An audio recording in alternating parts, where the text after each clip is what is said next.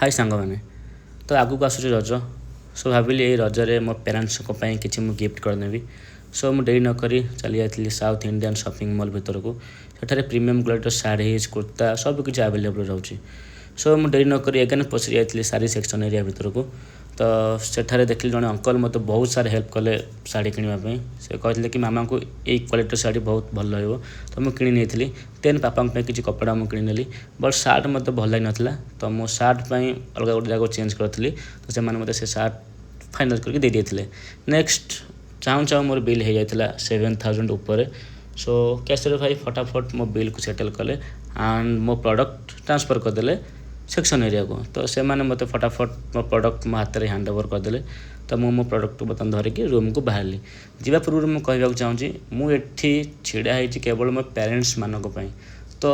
मोर हक बनची मुझे खुशी रखापी छोट छोट खुशी बरम हो तो मत रखा ही पड़ो सो आपण भी रखु सब ठीक ठाक हो थैंक यू।